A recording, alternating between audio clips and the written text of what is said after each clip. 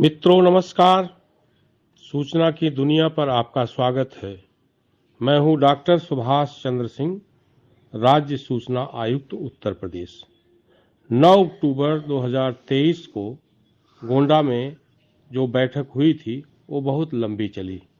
उसमें वहां की डीएम नेहा शर्मा जी भी उपस्थित थीं। उन्होंने उसका उद्घाटन किया था। 2 सत्रों में चली बैठक। पहले सत्र में उनका और मेरा उद्बोधन था और दूसरा सत्र जिज्ञासा समाधान का था। मैं प्रशंसा करना चाहूँगा उन अधिकारियों की जिन्होंने बेझिझक सवाल पूछे और मैंने उनका तार्किक तथा व्यवहारिक जवाब दिया। आप यह एपिसोड देखिए, हमें आपकी प्रतिक्रिया का इंतजार रहेगा। जी बताइए। हमारे यहाँ सर अधिकतर आते हैं चीनी मिलों से रिलेटेड। हाँ वो सूचनाएं मेरे पास होती नहीं है, जी। ना अभिलेखीय ना किसी रूप में। हाँ क्योंकि गन्ना विभाग का जो रोल है केवल गन्ना आपूर्ति और गन्ना के पेमेंट तक सीमित है, गन्ना का विकास। अब वो मांगते हैं प्रदूषण से रिलेटेड या एचआर से संबंधित, कैसे नियुक्ति कर दिया, कितना वेतन दे रहे हो, इस टाइप की सूचनाएं हम लोग दे नहीं पाते। चीनी मिलें आती हैं कि हमें प्राइवेट अथॉरिटी हैं और इसमें मैं आता नहीं हूँ जी। तब सूचना अधिकार में मैं शामिल नहीं हूँ, निजी चीनी मिले जो है। हाँ ठीक है। ये कि मुद्दा बहुत बनता है बार बार, और जितनी भी सूचनाएं उससे रिलेटेड मांगते हैं या तो पॉल्यूशन से रिलेटेड होता है या एचआर से संबंधित, प्रदूषण और एचआर, हाँ ठीक है। ह्यूमन रिसोर्सेज वाले। हाँ ठीक है। क्योंकि नियुक्तियों का मामला होता है, फैक्ट्री अपने हिसाब से नियुक्ति करती है, किसी कुछ सैलरी दे रही है, उसमें हम लोगों को कोई रोल रहता नहीं सर। अच्छा, कोई उदाहरण आपके पास है? एक सर प्रकरण तो है ही हाँ अभी भी। बताइए, एक प्रकरण है वहीं से बताइए, धारा 6 पढ़ दीजिए आप, क्योंकि ये सवाल यहाँ बहुत सारे लोगों का हो सकता है। बहुत जैसे सर सारे इन्होंने सूचना मांगा हाँ कि मेजापुर चीनी मिल का, जी। कि आपके अधीन कौन उपरोक्त सी चीनी मिल? मेजापुर चीनी मिल। मेजापुर। जी जी जी। आपके अधीन उपरोक्त एथेनॉल प्लांट जो जनपद गोंडा के आपके चीनी मिल क्षेत्र अंतर्गत निर्मित हो रहा है, मूल उद्देश्य क्या है? प्लांट के क्रियाकलाप से उत्पन्न घर्षण, आवाज, विषैली गैसी से बचाव हेतु स्थानीय किसानों, नौजवानों, बच्चों, पशु पक्षियों, फलदार वृक्षों आदि के सुरक्षित रखने निर्वहन हेतु क्या व्यवस्था है? आप द्वारा शासन को दिया गया एग्रीमेंट की प्रति व शासन द्वारा आपकी प्लांट को दी गई नियमावली की प्रति एवं शासनादेश की प्रति उपलब्ध कराएं। ठीक है। इन्होंने एक बिंदु। दूसरा इन्होंने बिंदु उठाया कि आपके एथेनॉल प्लांट में नियुक्ति ग्रेड 1 से 4 तक कर्मचारी नियुक्त करने की नियमावली की प्रति व जारी शासनादेश की प्रति, इसमें स्थानीय बेरोजगारों युवाओं के लिए नियुक्त बनाई गई प्लांट व शासन की नियमावली व शासनादेश की प्रमाणित प्रति अधिकारी के नाम, पता, मोबाइल से नंबर सहित उपलब्ध कराएं। फिर उन्होंने मांगा कि आपके अधीन प्लान में कितने पद स्थानीय लोगों को दिया गया, कितने पद बाहरी व्यक्ति को दिया गया, नाम, पता, पद, मोबाइल नंबर सहित उपलब्ध कराते हुए शासनादेश उपलब्ध प्रमाणित उपलब्ध कराया जाए कि किस आधार पर आंध्र प्रदेश, बिहार, जम्मू कश्मीर, पश्चिम बंगाल आदि राज्यों के अतिरिक्त बाहरी जिले से लाकर सुरक्षा कर्मी व अन्य पदों पर लगाया गया, जबकि जनपद में व्याप्त संख्या में युवा प्रशिक्षित बेरोजगार मौजूद हैं। स्थानीय सांसद विधायक की प्लांट में कर्मचारी नियुक्त हेतु क्या शासनादेश है? संपूर्ण भूमिका की जारी नियमावली शासनादेश प्रमाणित प्रति उपलब्ध कराएं। अब सर विभाग तो ये सब डॉक्यूमेंट कभी रखता नहीं, ना जरूरत पड़ती है, ना मांगता है उनसे। नहीं, शासनादेश तो आपके पास रहता है? नहीं सर, कुछ नहीं। हम लोग केवल गन्ना से रिलेटेड काम हमारा है, चीनी मिल से मेरा जो संबंध है कि गन्ना कहाँ से खरीदेंगे, किस वैरायटी का लग रहा है, कितना भुगतान हो रहा है, उसकी सारी व्यवस्था मार्केटिंग और डेवलपमेंट। देखिए, ये व्यापक लोकहित का सवाल है जी। जो भी सूचनाएं मांगी गई हैं जी जी एक आध को छोड़ करके सब में व्यापक लोकहित है। ये संपूर्ण सूचनाएं दी जानी चाहिए, लेकिन चूंकि ये सूचनाएं आपके पास धारित नहीं हैं, तो आप 30 दिन के भीतर उनको बताएं कि ये सूचनाएं हमारे पास धारित नहीं हैं, इसलिए हम नहीं दे सकते। अगर आपके पास नियमावली नहीं है, आपके पास शासनादेश नहीं है, आपके पास कोई उस प्रश्न से संबंधित कोई कागजात धारित नहीं है, कोई सूचना धारित नहीं है, तो 30 दिन के भीतर उनको ये बता दीजिए ये सूचना हमारे यहाँ धारित नहीं है। अगर कोई धारित हो तो आप बेशक उसको दीजिए, ठीक, सूचना मना मत करिए। जी जी जी जी कोशिश ये होनी चाहिए कि जो सूचना हो आपके पास, आप 30 दिन के भीतर उसको दे ही दीजिए। ठीक। सूचना मना करने का कोई औचित्य नहीं है, बस ये बताइए कि आपके पास नहीं है जी, और जो हो आप दे दीजिए।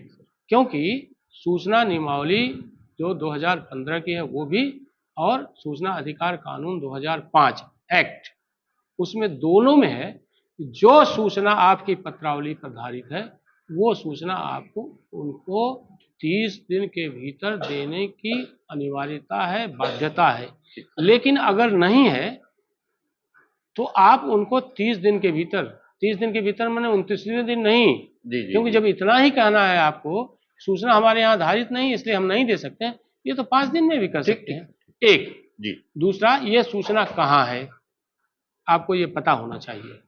अगर नहीं पता है तो आप पता करिए कि सूचना कहाँ है, क्योंकि जो आरटीआई लगाता है उसको ये मालूम नहीं है कि सूचना कहाँ है।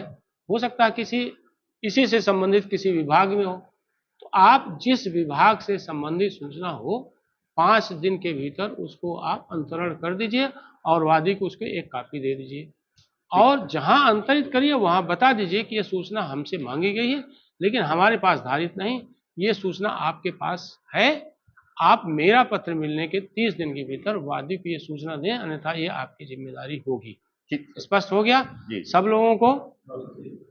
सूचना नहीं है तो आप सूचना देने से मना करिए 30 दिन के भीतर, जल्दी से जल्दी 30 दिन तो मैक्सिमम है। दूसरा, 5 दिन के भीतर उसका अंतरण जरूर करिए। यही 2 सवाल होता है, 30 दिन में सूचना दिया क्या, आपत्ति के क्रम में जवाब दिया क्या, 6(3) के तहत 5 दिन में अंतरण किया क्या, 2 ही सवाल हैं। इन्हीं सवालों से बचने के लिए हर कोशिश आप करते हैं, ये दोनों कर दीजिए। ठीक सर। निडर होकर के, निडर होकर, मैंने कहा ना, निडर होकर के, भयमुक्त होकर के, बिना रुके, बिना जो है किसी झिझक के आप अपने सवालों का जवाब दीजिए। ठीक। इतना स्पष्ट हो गया सबको? ये सबके काम का है। जी जी ठीक है। ठीक सर। चलिए, इसी से सर जुड़ा एक प्रश्न है। हाँ, जिला विद्यालय निरीक्षक Rakesh Kumar sir. DIIs sir क्या नाम पूरा? राकेश कुमार सर। ये बताएं। सर हमारे, क्योंकि अधिकांश विद्यालय निजी विद्यालय हैं सर, हाँ। तो हम जब अंतरण करते हैं तो वो ये लिख के देते हैं कि हम निजी विद्यालय, इसलिए हमारे पे लागू नहीं है सर। नहीं, अब देख, हाँ, और आगे इसको बढ़ाएंगे। और सर एक आध प्रकरण में सर आपके यहाँ से दंड भी उनको लगा है, तो उसकी रिकवरी हम कैसे करेंगे? अब रिकवरी अगर प्राइवेट पर लगा है सर तो मुझे लगता है कि ये दंड गलत लगा होगा। अब ये पत्रावली देखने पर पता चलेगा किसके ऊपर दंड लगा है। दंड डीआईएस पर तो नहीं लगा है। नहीं सर, प्रिंसिपल पे है सर। डीईओ पर तो नहीं लगा है। नहीं सर, हमारे प्राइवेट विद्यालय के प्रिंसिपल से दंड की वसूली संभवतः न हो पाए सर। उसका एक तरीका है, सूचना कैसी मांगी है, क्या सूचना वो आपके पास है? नहीं, सूचना तो विद्यालय अगर पे आपके थी। पास है, क्योंकि सूचना प्राइवेट विद्यालयों की कुछ सूचनाएं आपके पास हाँ भी सर, होती मान्यता हैं। से रिलेटेड हमारे पास रहती है सर, और उनके जो कर्मचारी है, कैसा? जैसे मान्यता जो लेता है सर, मान्यता है, उसकी पत्रावली में जो डॉक्यूमेंट होते हैं वो हमारे पास रहते हैं। मान्यता के समय लगाए गए कागजात हैं, हाँ, वो रहते हैं सर। वो रहते हैं। हाँ। अगर वो मांगता है तो आप दीजिए, और अगर आप नहीं देंगे तो आप जिम्मेदार होंगे। बाकी अगर प्राइवेट विद्यालय से कोई सूचना मांगता है और सूचना उनके यहाँ है सर, तो प्रथम दृष्टया तो आपको अंतरण ही नहीं करना चाहिए, और अगर उन्होंने अंतरण किया तो उनसे जवाब लेकर के वो जवाब आप दाखिल कर दीजिए।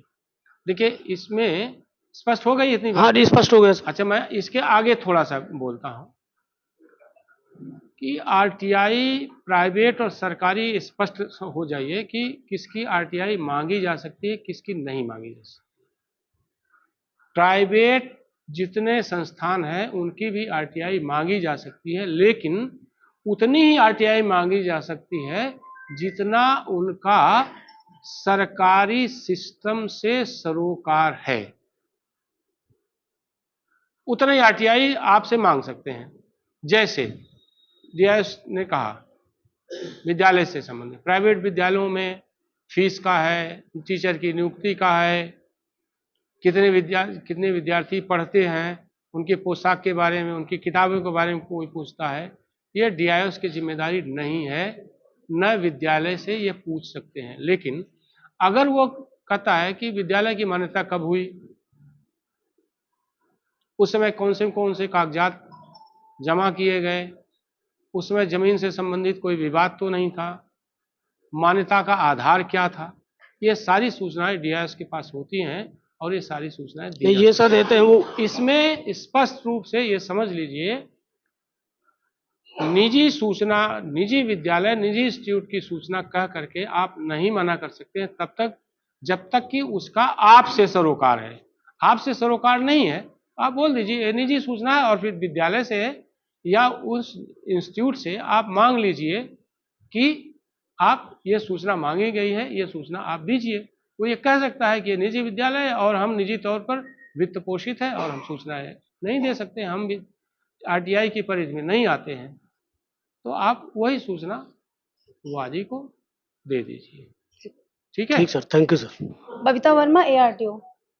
सर, एक आरटीआई मेरे यहाँ पे अभी अगस्त में मांगी गई थी, जिसमें जो आरटीआई प्राप्त करता है उनका गाड़ियों के रजिस्ट्रेशन से सर संबंधित है, जिसमें उन्होंने मांगा है कि आपके यहाँ पे कौन सी गाड़ी किस नगर पालिका या नगर पंचायत में चलती है और किस नंबर की गाड़ी चल रही है और उनमें कितनी गाड़ियों का बीमा है और फिटनेस है। उसमें सर जो हमारे विभाग से संबंधित थी वो हमने दे दी, और लेकिन हम सर ये नहीं दे सकते थे कि किस नगर पंचायत या किस नगर पालिका परिषद में कौन सी गाड़ी चल रही है। उसमें सर हमने जवाब ये दिया कि आप उनसे मांग सकते हैं,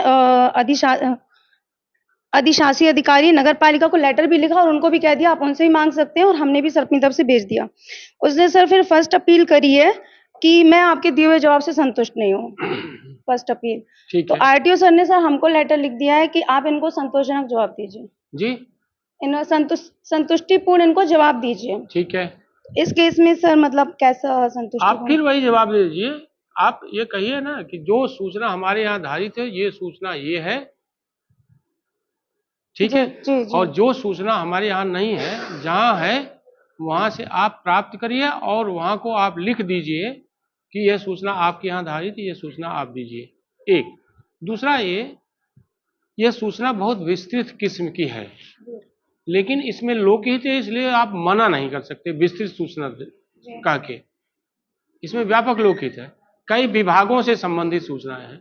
अलबत्ता तो आरटीआई जिसने लगाया है उसको बाइफर्केशन करना चाहिए था कि जो सूचना आपके यहाँ धारित है वो सूचना आप दीजिए, और जो जहाँ धारित है वहाँ से पूछना चाहिए था। लेकिन मैंने कहा ना कि बहुत सारे लोगों को मालूम नहीं कि कौन सी सूचना आपके यहाँ है, कौन सी जो है उससे मिलती जुलती सूचना दूसरी जगह है, वो मांग देता है। इसीलिए जो है 6(3) के अंतर्गत अंतरण का प्रावधान है। तो आपने ठीक किया, बस इतना है कि आप समय से कर दीजिए, 6(3) में 5 दिन में ट्रांसफर और 30 दिन के भीतर सूचना। That's it. हम सर, हाँ, हमारे यहाँ स्थापना संबंधी सूचनाएं मांगी जाती हैं। जैसे कोई सफाई कर्मी कार्यरत है और कोई थर्ड आदमी मांग रहा है कि इनका जन्म प्रमाण पत्र क्या है, इनका एजुकेशन क्या है, या कितने पढ़े हैं, इन्होंने फर्जी लगाया है, इस तरह की सूचनाओं की मांग करता है वो। इसमें सर देखिए ये व्यक्तिगत सूचना में बहुत सारी चीजें आती हैं।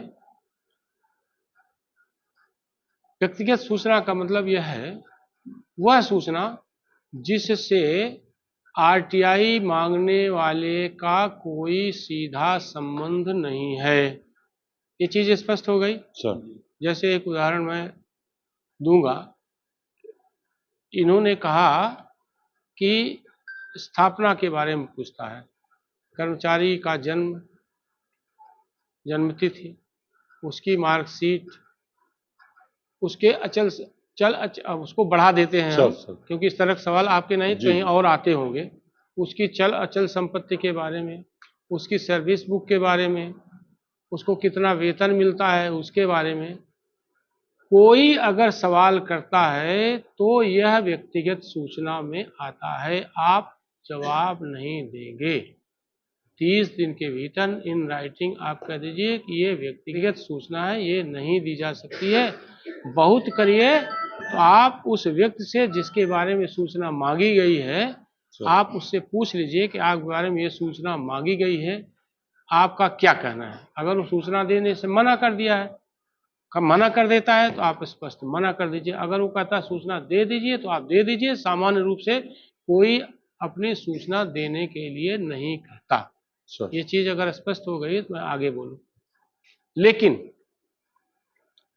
अब कोई महिला जिसका पति सरकारी कर्मचारी है, केवल डीपीआरओ की बात नहीं, मैंने पूरे सरकारी सिस्टम की बात कर रहे हैं, कोई महिला जिसका हस्बैंड, जिसका पति सरकारी कर्मचारी है, अगर वह सूचना मांगती है, वो सूचना व्यक्तिगत सूचना की श्रेणी में नहीं आती है, क्योंकि वह उसकी पत्नी है।